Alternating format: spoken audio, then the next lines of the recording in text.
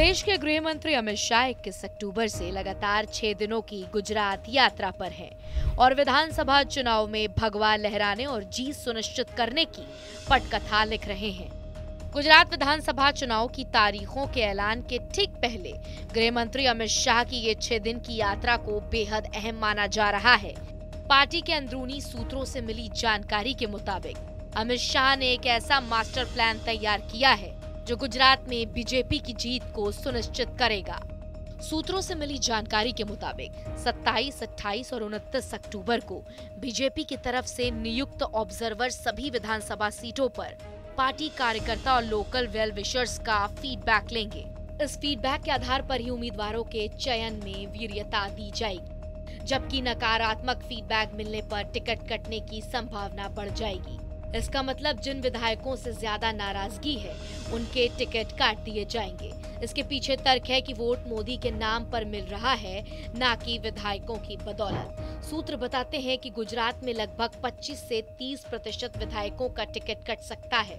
चुनाव को ध्यान में रखते हुए बीजेपी ने गुजरात को 4 जोन में बांटा है, जिसमें से 3 जोन की बैठक अमित शाह ले चुके हैं। हर जोन के लिए अलग रणनीति होगी। बीजेपी बूथ जीतो चुनाव जीतो के फॉर्मूले पर काम करेगी। माइक्रो मैनेजमेंट लेवल पर बीजेपी तैयारी कर रही है, जहां मुकाबला टक्कर का है। वैसी जगहों पर पीएम मोदी की रैली ज्यादा से ज्यादा लगाई जाएगी। गुजरात की ऐसी 60 सीट चुनी गई है जहां मुकाबला कड़ा हो सकता है। दरअसल पीएम मोदी भले ही गुजरात के डे टू डे राजनीति से दूर रहते हों, लेकिन उनका गुजरात की जनता से एक पर्सनल टच आज भी बरकरार है। लिहाजा एक आम गुजराती मतदाता उनकी बातों से सीधा प्रभावित होता है। पिछले विधानसभा चुनाव में कांग्रेस को ग्रामीण इलाकों में ज्यादा वोट मिले थे, जहां से उसने ज्यादा सीटें जीती थी। इसको ध्यान में रखते हुए गृह मंत्री ने ये रणनीति तय की है कि लाभार्थी सबसे ज्यादा गांवों में हैं, इसलिए वहां केंद्र राज्य सरकार की योजनाओं के लाभार्थियों तक बीजेपी के लोग सीधे पहुंचेंगे। बीजेपी ने तय किया है कि पार्टी के कार्यकर्ताओं को केंद्र राज्य सरकार के लाभार्थियों तक पहुंचकर बताएंगे कि प्राप्त सुविधाओं ने आपके जीवन में क्या कुछ बदलाव किया है। पार्टी के सूत्र बताते हैं कि यूपी विधानसभा चुनाव में लाभार्थियों ने एक बड़ी संख्या में बीजेपी को वोट दिया था, जिसका सीधा फायदा पार्टी को मिला था। अब गुजरात चुनाव में भी इसको ठीक से अपनाया जाएगा।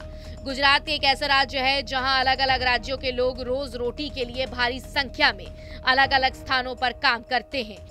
एक आंकड़े के मुताबिक 15 लाख राजस्थानी गुजरात में रहते हैं। इनसे साधने के लिए बीजेपी ने राजस्थान में 107 नेताओं की फौज उतार दी है।